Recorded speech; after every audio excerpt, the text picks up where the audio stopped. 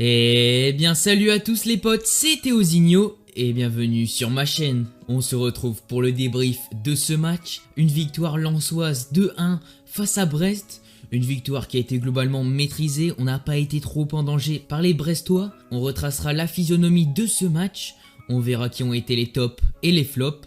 Et enfin, on verra les enseignements à tirer de cette rencontre. Alors le match commence bien, on maîtrise, on a la possession, on arrive à trouver le jeu dans les dos brestois. Puis arrive ce but à la 11e minute par une tête d'Arnaud Kalimuendo qui encore une fois marque. À noter un centre de Boura, puis une passe décisive de Sotoka et la tête de Kalimuendo qui met vraiment ce ballon en pleine lucarne de l'Arseneur. Puis j'aime bien aussi ce 3-4-3 pour presser les défenseurs. On a vraiment une première ligne de 3 attaquants qui ce soir étaient de Kalimuendo, de Banza et de Sotoka.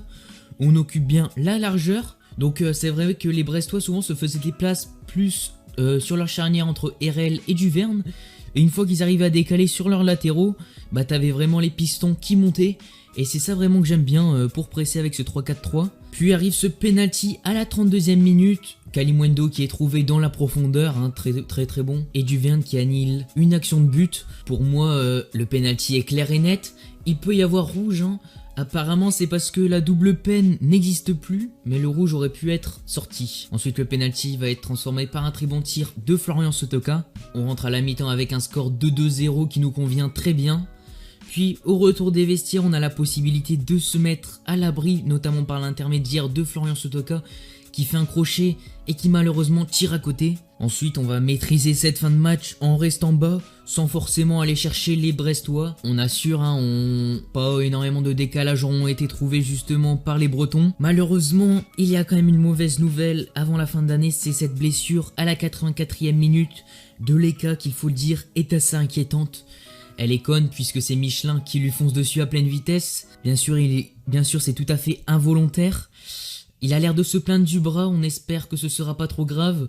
On attend en tout cas de ses nouvelles. En tout cas, ça aura permis l'entrée de Wilker Fariñez pour sa première en Ligue 1 et qui malheureusement n'aura pas empêché le penalty malgré le fait qu'il la touche et qu'il était parti du bon côté en toute fin de match de Gaëtan Charbonnier. Donc en voilà pour la physionomie de ce match qui a été globalement maîtrisé.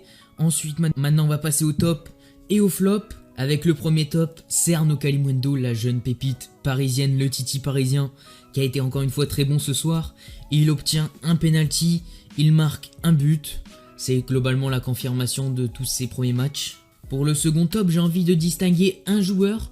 Certains me disent que non, mais pour moi Ismaël Boura a été très bon ce soir. Il a délivré de bonnes passes dans la profondeur et aussi de très bons centres. Sur ses premiers matchs, il restait encore assez faible dans ce domaine-là des centres. Là, je trouve qu'il s'est globalement amélioré. En tout cas, il a été vraiment plus précis sur ce match. Il a encore des progrès à faire, notamment, il est fragile dans ses duels, mais il a encore des progrès à faire et je voulais le souligner ce soir. Enfin, comme dernier top, c'est Seko Fofana qui s'affirme clairement dans ce milieu de terrain. C'est la confirmation de cette montée en puissance depuis le match de Dijon. Il remplit maintenant à merveille son rôle de milieu et ce soir a vraiment dirigé le jeu. Quand il fallait ralentir, il faisait ralentir le ballon. Quand il fallait le refaire passer par derrière, il le faisait repasser. Quand il fallait dribbler, il le faisait. Enfin voilà, ça a été vraiment le métronome que d'habitude, c'est plus Kakuta qui fait ça. Il n'y a pas non plus grand monde à signaler, pas du tout côté lensois. Côté brestois, c'est Honora qui je trouve a été sans danger. Il n'a pas su trouver de décalage. Il n'a pas su être trouvé dans la profondeur. Il a été trop timide ce soir et n'aura pas su perforer la défense. On l'aura bien vu, il n'aura pas été trouvé énormément ce soir. Donc en voilà pour les joueurs à retenir de cette rencontre. Maintenant on va passer justement aux enseignements. Et le premier, c'est que voilà, on achève cette première partie de saison. Et on finit par une bonne note, c'est ça aussi qui est très positif. Avec ce bilan qui est très bon. Un bilan de 8 victoires, 3 nuls et 5 défaites. Qui l'aurait dit en août 2020 qu'on allait être là, qu'il l'aurait dit en mars 2020 qu'on allait être là en Ligue 1 à cette 7ème place. Maintenant bien sûr il va falloir encore valider ce maintien, mais on est très bien et il va falloir continuer en cette deuxième partie de saison. Pour notre cadeau de Noël, c'est cette victoire.